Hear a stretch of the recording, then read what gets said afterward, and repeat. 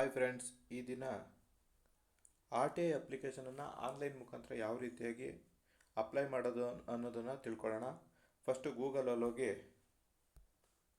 ai.online.karnataka.gov.in ಅಂತ type ಮಾಡಿ search ಕೊಟ್ಟರೆ ಈ ಥರ ಒಂದು ವೆಬ್ ಪೇಜ್ ಓಪನ್ ಆಗುತ್ತೆ. ಇದರಲ್ಲಿ ವಿನಂತಿಯನ್ನು ಸಲ್ಲಿಸಿ ಸೆಲೆಕ್ಟ್ ಮಾಡಿಕೊಂಡು ಇಲ್ಲಿರೋ ಓಕೆ ಮಾಡಿ ಸಲ್ಲಿಸಿ ಕೊಟ್ಟರೆ ಈ ಥರ ಒಂದು ಪೇಜ್ ಓಪನ್ ಆಗುತ್ತೆ.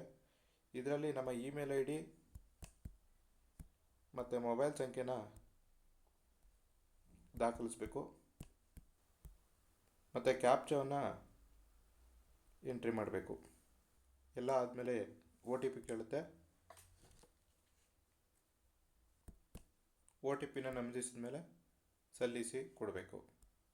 ಸಲ್ಲಿಸಿ ಆಯ್ಕೆ ಮಾಡಿಕೊಂಡು ನೀವು ಯಾವ ಪ್ರಾಧಿಕಾರಕ್ಕೆ ವಿನಂತಿಯನ್ನು ಸಲ್ಲಿಸಬೇಕೋ ಆ ಪ್ರಾಧಿಕಾರನ ಆಯ್ಕೆ ಮಾಡ್ಕೋಬೇಕು. ನಿಮ್ಮ ಫುಲ್ಲು ಏನಿದೆ ಹೆಸರು, ನಿಮ್ಮ ಲಿಂಗ, ವಿಳಾಸ, ಪಿನ್ ಕೋಡ್, ದೇಶ, ರಾಜ್ಯ, ಜಿಲ್ಲೆ ಇವೇನು ಮಾಹಿತಿ ಕೇಳುತ್ತೆ ಆ ಮಾಹಿತಿನೆಲ್ಲ ಫಿಲ್ ಮಾಡಿದ್ಮೇಲೆ email I D, phone number ಎಲ್ಲ ಕೇಳುತ್ತೆ. ನೀವು ಭಾರತೀಯರ ನಾಗರಿಕತ್ವದ ಬಗ್ಗೆ ಕೇಳುತ್ತೆ. ನಾಗರಿಕತ್ವನ ಏನಿದೆ ಎಲ್ಲ ಫಿಲ್ ಮಾಡಿ, ನೀವು ಬಡತನ ರೇಖೆಗಿಂತ ಕಡಿಮೆ ಇದ್ದರೆ ಅಂದರೆ A P L card, B P L card ಹೊಂದಿದರೆ ಹೌದು ಅಂತ ಕೊಡಬೇಕು. ಎ ಪಿ ಎಲ್ ಇದ್ದವರು ಇಲ್ಲ ಅಂತ ಕೊಡಬೇಕು. ಬಿ ಪಿ ಎಲ್ ಕಾರ್ಡು ಹೊಂದಿದರೆ ಬಿ ಪಿ ಎಲ್ ಕಾರ್ಡ್ ಸಂಖ್ಯೆ, ಸಂಚಿಕೆ, ವರ್ಷ, ವಿತರಣೆ ಮಾಡಿದ ಪ್ರಾಧಿಕಾರ ಇಷ್ಟು ಇದನ್ನು ನಮೂದಿಸಬೇಕು.